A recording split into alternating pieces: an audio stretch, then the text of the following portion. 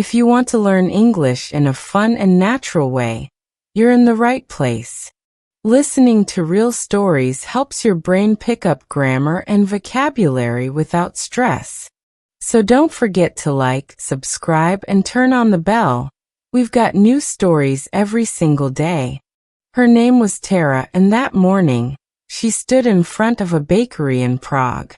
The smell of fresh bread made her stomach growl. But she didn't move. She had made a decision the night before. For one whole day, she would try not to buy anything. No snacks, no coffee, no tickets, nothing. She didn't want it to be a money challenge. It was more about noticing how much she usually depended on shops. What would happen if she didn't step into any of them for just one day? So she walked away from the bakery slowly. It wasn't easy. A few blocks later, she passed a small cafe with outdoor seats and people sipping warm drinks.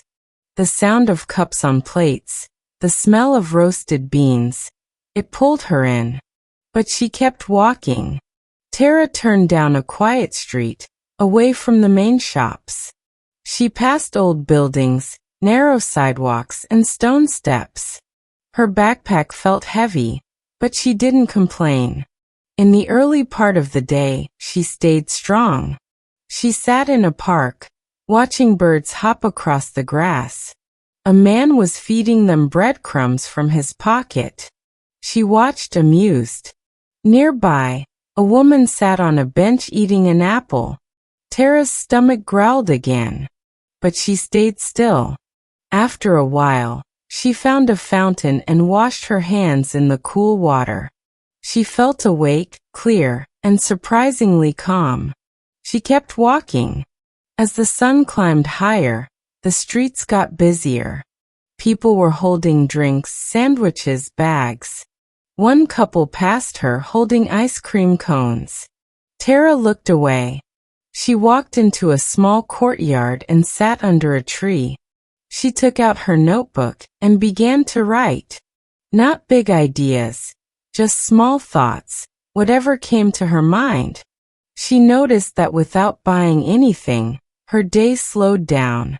She wasn't rushing from place to place.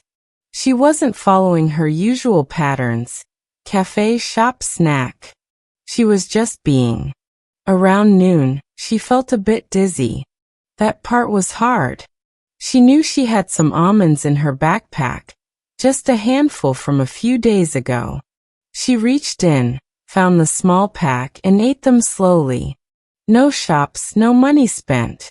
Just old snacks she already had. That gave her a little energy. She crossed a bridge and walked along the river. There were street musicians playing violins and flutes. She stood nearby, closed her eyes, and listened for a while. Usually, she would have tossed a coin into the open case. But today was different. She simply smiled, gave a silent thank you with her eyes, and moved on. Later, she passed a shop with postcards in the window. She wanted to step in. Postcards were small, cheap, and fun. But even that was part of the challenge. She kept walking. In the late afternoon, she found a public library. She went inside, not to buy anything, but just to sit and read. The cool air, the quiet, the smell of books. It was perfect. She read a few chapters of a travel book, then left as quietly as she had entered. As the sky turned orange and the air grew cooler, Tara made her way toward a small hill at the edge of the city. She had read about this place. Locals came here to watch the sunset. She climbed slowly, step by step, feeling the ache in her legs but not complaining. She reached the top just in time. There were people sitting on blankets, couples with wine, kids playing near the grass. Tara sat on a rock, pulled out her notebook again and wrote. No coffee, no snacks, no shops, and still such a full day. She realized she had spoken to no one, spent no money, bought nothing, but still felt rich with experience. The wind moved softly through her hair. A dog ran past her, chasing nothing. And for a moment she didn't feel hungry. She didn't feel tired. She felt light. The city lights started to come on below. A few stars showed up above. She thought about how much we usually buy out of habit, out of boredom, out of routine. But this day reminded her that presence doesn't cost anything. Walking, sitting, watching, listening, it was all free. She made her way down the hill as the sky turned dark. Back in her room that night, she looked at the coins in her bag, the same coins she had started the day with. She smiled. One day might not change everything, but sometimes one day is enough to make you notice how easy it is to live without always buying something. And that kind of awareness can last a lifetime.